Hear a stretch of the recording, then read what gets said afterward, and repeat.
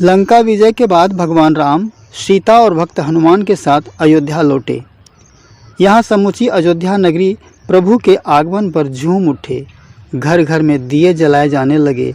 महिलाएं मंगलगान कर वातावरण को मधुर बनाने लगी। शुभ तिथि में राजा राम का राज्याभिषेक किया गया। इस प्रकार अयोध्या का पूरा साम्राज्य राममय हो गया। सच में राम राज्य स्थापित हो गया। हर दिन हर पल खुशियों में बीतने लगा, परंतु यह खुशी अधिक दिनों तक नहीं रही। होने को तो कुछ और ही मंजूर था।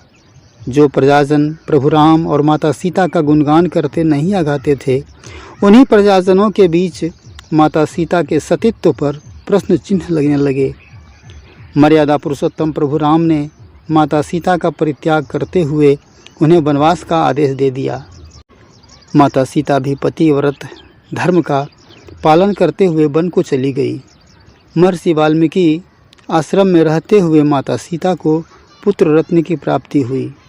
एक दिन ऐसा भी आया जब माता सीता ने अपने पुत्र लव तथा कुश को प्रभु राम को सौंपकर खुद धरती में समा गई। अपने दोनों पुत्रों के साथ प्रभु राम अयोध्या लौट आए। अयोध्या वासियों को अपनी गलतियों का एहसास हो चुका था, परंतु होनी पर किसका वश चलता है। राजा राम के छत्र छाया में प्रजा खुश थी। महाराज दशरथ के सबसे प्रिय मंत्री आर्य सुमंत जी को प्रभु श्री राम भी अपना अभिभावक ही मानते थे। प्रभु राम के पुनः राजा बनते बनते सुमंत जी काफ़ी वृद्ध हो चुके थे। वह राजकाज से मुक्त होकर अपने घर रहने लगे थे। प्रभु राम नित्य उनकी खोज खबर लेते रहते थे। एक दिन अचानक प्रभु राम को आर्य सुमंत जी के देहांत का समाचार मिला। श्री राम प्रभु जी शीघ्र आर्य सुमंत के घर पहुंच गए। सभी शीर्ष पंडितों को बुलाया गया और सुमंत जी की कुंडली खंगाली गई और काफ़ी गणना करने पर सभी पंडित जी एक मत होकर बोले कि आर्य सुमंत जी की आयु के अभी 9 दिन शेष रह गए थे और यमदूतों ने 9 दिन पहले ही उनके प्राण हर लिए। तब प्रभु राम ने यमराज के इस कृत्य को अपमान समझकर उसे दंड देने की प्रतिज्ञा कर ली। गरुड़ पर बैठकर श्री राम यमपुरी की ओर चल पड़े। तभी रास्ते में उन्हें वह यमदूत दिखाई दिए जो सुमंत जी की आत्मा को यमलोक ले जा रहे थे। उन्हें दंड देकर श्री राम सुमंत जी को छुड़ा लाए। यमदूतों को यह कार्य अनुचित जान पड़ा और उसने यमराज को जाकर सारी बातें बताई। वे उन्हें धिक्कारने लगे कि वह अपने अनुचरों की रक्षा नहीं कर सकते। यमराज को भी क्रोध आ गया और वह इंद्र सहित तमाम देवी देवताओं के पास मदद मांगने पहुँचे, किंतु नारायण के अवतार श्री राम प्रभु के खिलाफ भला कौन यमराज की मदद करता। जब उनके किसी ने भी सहायता नहीं की, तब क्रोधित यमराज खुद अपनी सेना लेकर राम के साथ युद्ध करने की मनसा पाले अयोध्या चल पड़े। उनकी सेना ने अयोध्या को चारों ओर से घेर लिया।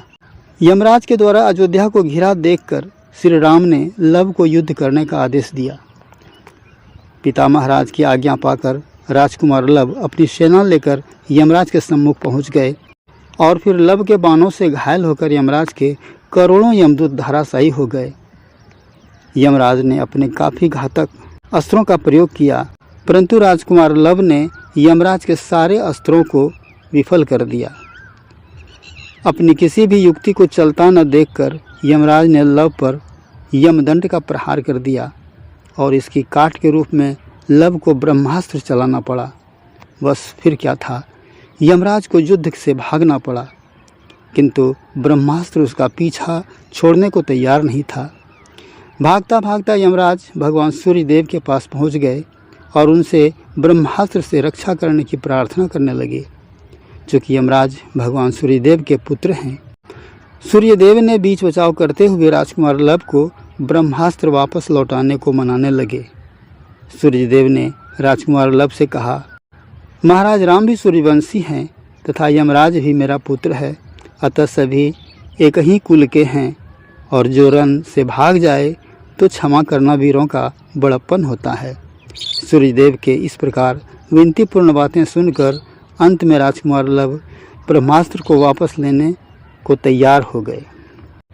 तत्पश्चात यमराज को अपनी गलती का एहसास हुआ और वह अपने पिता सूर्यदेव के साथ श्री राम के दर्शन हेतु अयोध्या नगरी पधारे।